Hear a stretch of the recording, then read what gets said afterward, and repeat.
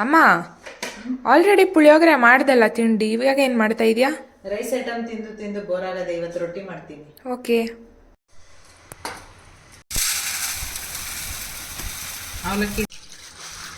ಅವಲಕ್ಕಿ ತೊಳ್ಕೊತಾ ಇದ್ದೀನಿ. ಒಂದು 2-3 ಸರಿ ಆದರೂ ಅವಲಕ್ಕಿನ ಚೆನ್ನಾಗಿ ತೊಳ್ಕೊಬೇಕು. ಈಗ ಒಂದು 3 ಸಲ ಅವಲಕ್ಕಿನ ತೊಳ್ಕೊಂಡಿದ್ದೀನಿ ನೋಡಿ. ಈ ಥರ ನೀಟಾಗಿ ಕ್ಲೀನ್ ಆಗೋವರೆಗೂ ನೀಟಾಗಿ ತೊಳ್ಕೊಬೇಕು. ಇವಾಗ ಇದು ನೆನೆಯೋಷ್ಟು ನೀರು ಹಾಕ್ತಾಯಿದ್ದೀನಿ. ಇದು ಒಂದು 1/2 ಅವರ್ ನೆನ್ಕೊಳ್ಳಿ. ಇವಾಗ ನೆಂದಿದೆಯೇನೋ ನೋಡೋಣ ಬನ್ನಿ. ಮೊದಲಿಗೆ ಇವಾಗ ನೆಂದಿರೋಂಥ ಅವಲಕ್ಕಿನ ಚೆನ್ನಾಗಿ ನಾದ್ಕೋಬೇಕು ಕೈಯಲ್ಲಿ.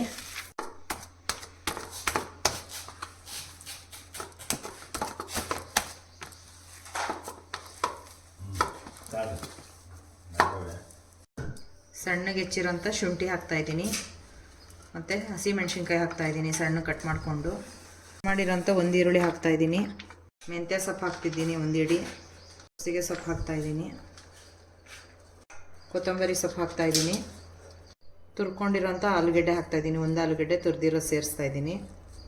ಮತ್ತು ತುರ್ಕೊಂಡಿರೋಂಥ ಗೆಡ್ಡೆಕೋಸು, ಹಾಗೆ 1 ಕ್ಯಾರೆಟ್ ತುರಿನ ಹಾಕ್ತಾಯಿದ್ದೀನಿ.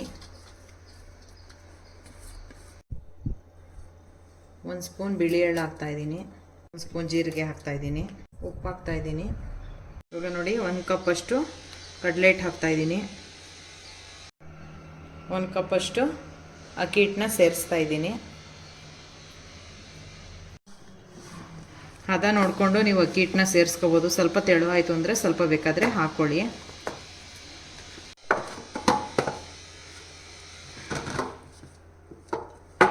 ಈ ಥರ ಚೆನ್ನಾಗಿ ನಾದ್ಕೋಬೇಕು ನೋಡಿ. ಫೈನಲಿ ಹಿಟ್ಟು ರೆಡಿಯಾಗಿದೆ. ಇವಾಗ ಹೆಂಚ್ಕಾಯಿ ಕೊಲೆ ಮೇಲೆ ಇಡ್ತಾ ಇದ್ದೀನಿ. ನಿಮ್ಗೆ ಎಷ್ಟು ತೆಳು ಬೇಕೋ ಅಷ್ಟು ತೆಳು ತಟ್ಕೋಬೋದು.